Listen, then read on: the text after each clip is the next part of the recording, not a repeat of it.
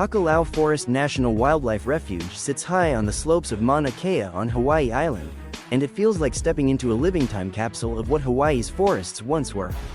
Established in 1985, the refuge was created to protect and restore native Hawaiian forest ecosystems, many of which had been severely reduced by logging, grazing, and invasive species.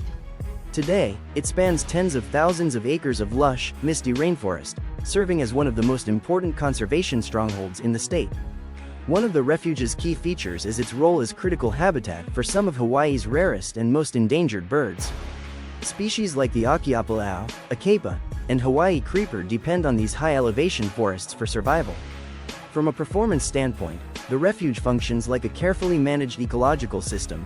Invasive plants are removed, native trees such as koa and ahia lahua are replanted, and feral animals are controlled to reduce damage to the forest floor. These efforts directly improve bird breeding success and overall biodiversity, making the refuge a conservation success story backed by decades of scientific monitoring. The design of Hakalau Forest isn't man-made in the traditional sense, but its layout is intentional and strategic.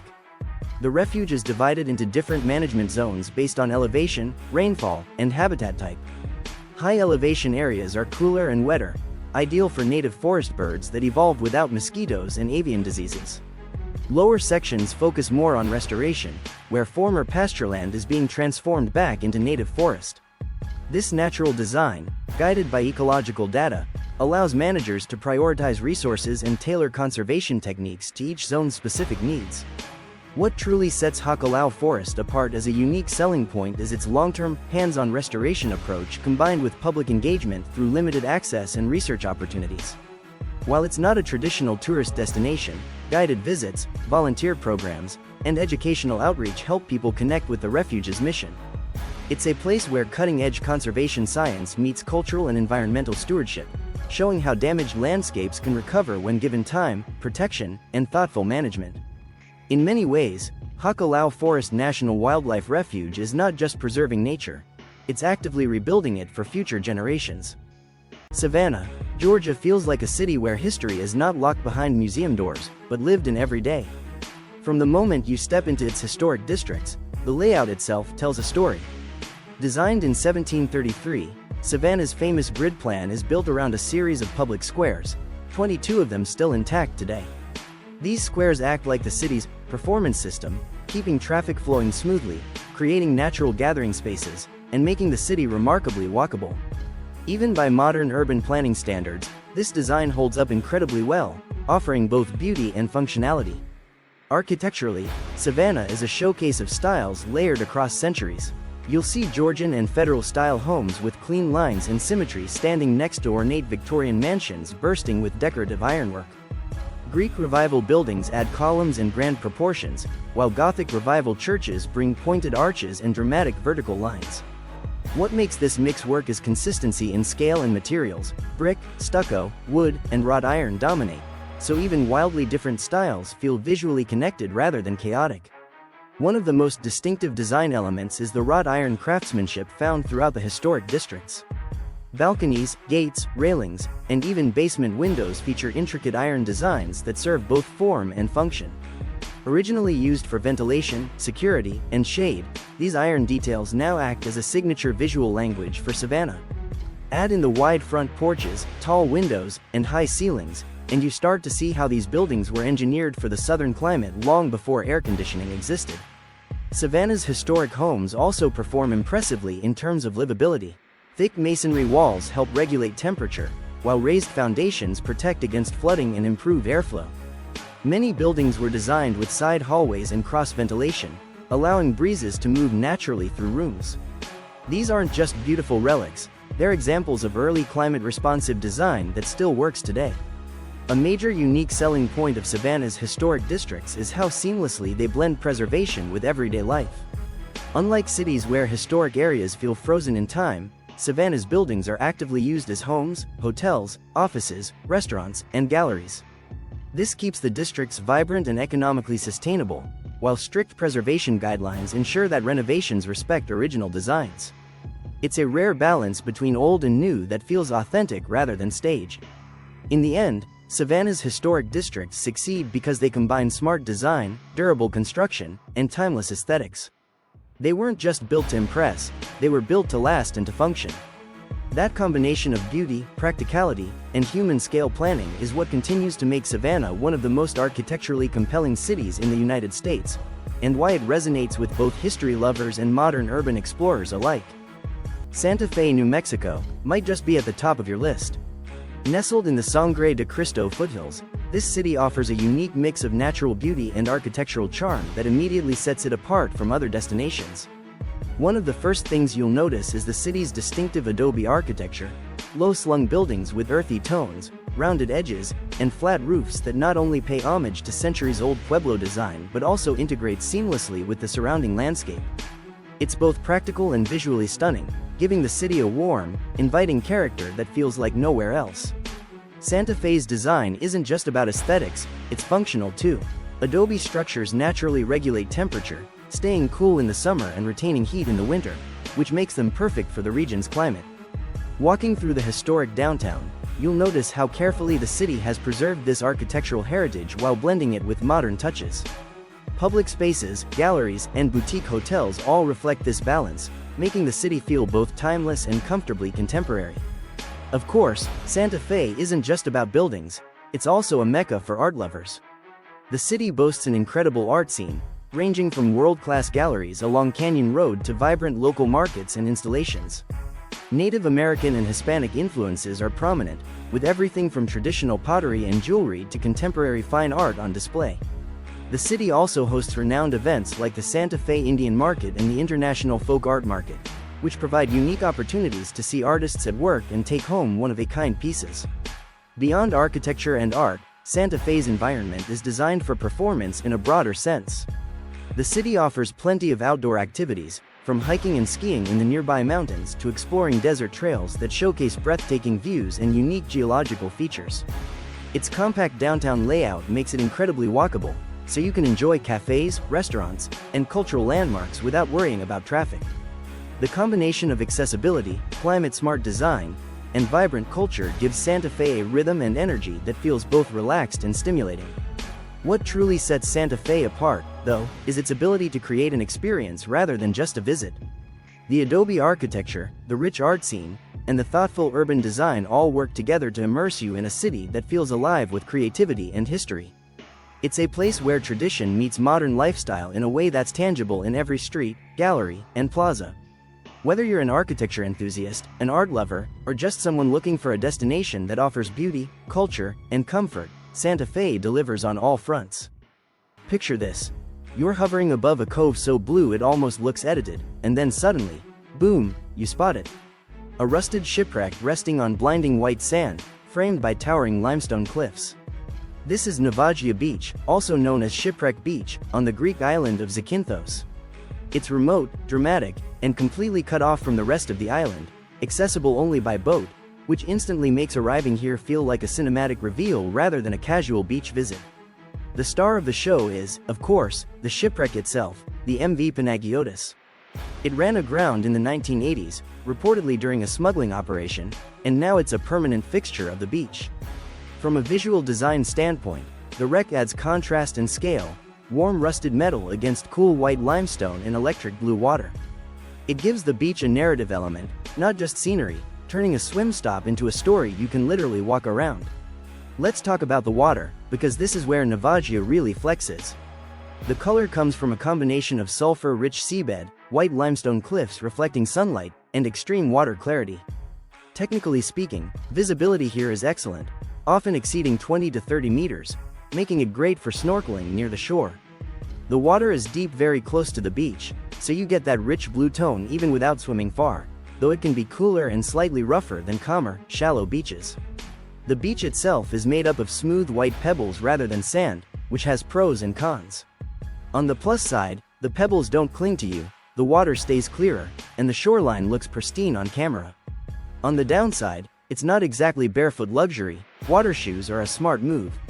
There are no permanent facilities here, no umbrellas, no bars, no rentals, which keeps the environment visually clean but means visitors need to come prepared.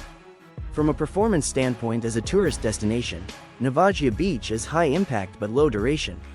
Most boat tours stop for about 30 to 60 minutes, which is enough to swim, explore, and grab photos, but not ideal for a full-day beach hang.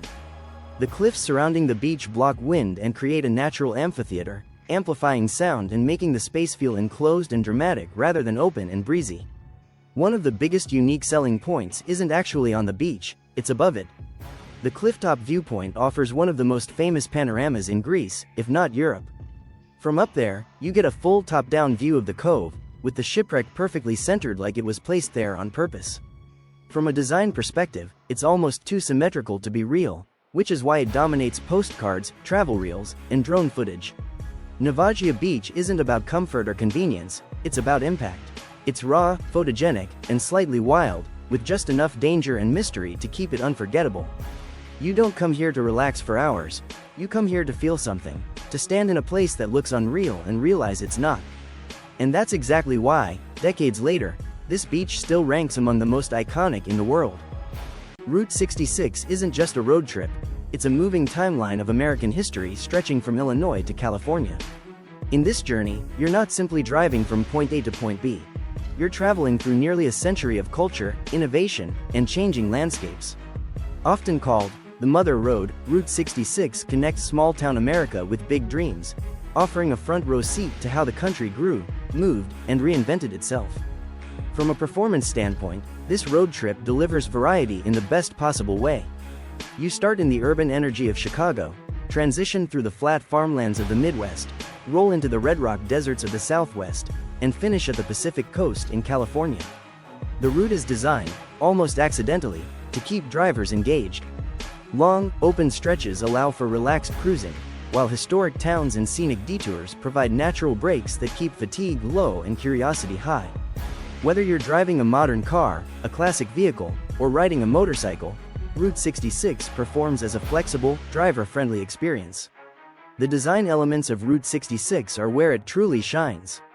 Vintage diners with neon signs, classic motels with bold mid-century architecture, roadside attractions like Cadillac Ranch and the Wigwam Motels, and preserved main streets feel like a living museum. Unlike modern highways built purely for efficiency, Route 66 was designed around communities. The road flows directly through town centers, encouraging interaction with local businesses, people, and stories. Every curve and faded sign adds character rather than distraction. What makes Route 66 a unique American experience is how personal it feels. You can tailor the journey to your interests, history, photography, food, nature, or nostalgia.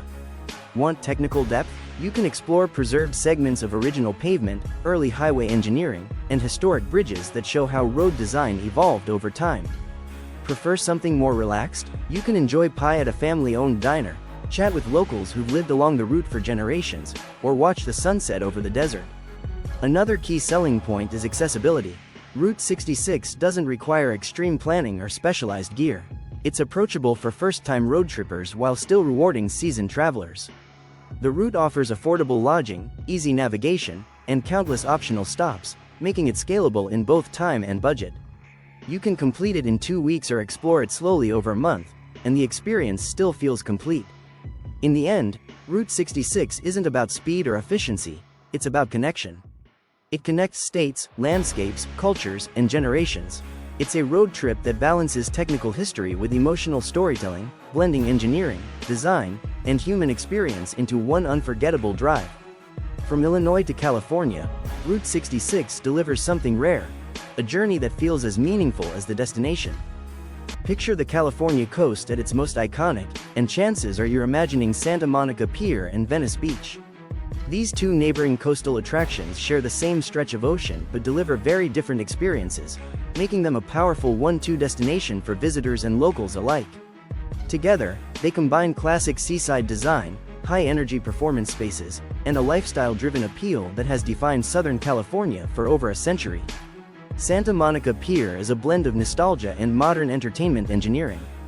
Built on a solid timber and concrete structure that extends into the Pacific, the pier is designed to handle heavy foot traffic while standing up to coastal weather and tides. At its heart is Pacific Park, a compact amusement park whose solar-powered Ferris wheel has become a visual landmark. The rides are designed for quick turnover and broad age appeal, which keeps the pier lively without overwhelming it. From an operational standpoint, the pier performs well as a multi-purpose space. It supports amusement rides, restaurants, an aquarium, live events, and constant pedestrian flow without feeling cramped. Visually, Santa Monica Pier leans into classic Americana. The bright colors, vintage signage, and open wooden deck create a welcoming, almost cinematic atmosphere. The layout naturally guides visitors toward ocean views, with benches, railings, and viewing points positioned to maximize sunset watching. One of its strongest selling points is accessibility. Wide walkways, clear signage, and proximity to downtown Santa Monica make it easy to visit whether you're arriving by car, bike, or public transit. Add in its historical significance as the official end of Route 66, and the pier becomes more than an attraction, it's a symbolic destination. Just south of the pier, Venice Beach shifts the mood entirely. Venice is less about structured entertainment and more about raw, unscripted performance. The beach itself is wide and sandy, engineered with consistent grooming and erosion management to support heavy daily use. What truly sets Venice apart is how the public space performs as a living stage. Muscle Beach's outdoor gym showcases human performance in its most literal form, while skateboarders, basketball players, and street performers turn the boardwalk into a continuous show. The design of Venice Beach is intentionally loose and organic. The boardwalk runs parallel to the shore, allowing shops, murals, food stands, and performers to plug into the space with minimal barriers. This flexible layout encourages constant change, new art, new acts, new energy every day. Architecturally, Venice favors bold expression. Colorful buildings, street art, and eclectic storefronts reflect the area's creative identity. It's not polished in the traditional sense, but that's exactly the point. The imperfect design is a feature, not a flaw. What makes these coastal attractions especially compelling is how they complement each other. Santa Monica Pier offers a controlled, family-friendly experience with strong infrastructure and predictable performance, while Venice Beach delivers spontaneity, creativity, and cultural edge. Together, they sell a complete coastal lifestyle: relaxation, entertainment, fitness, art, and social interaction, all within walking or biking distance.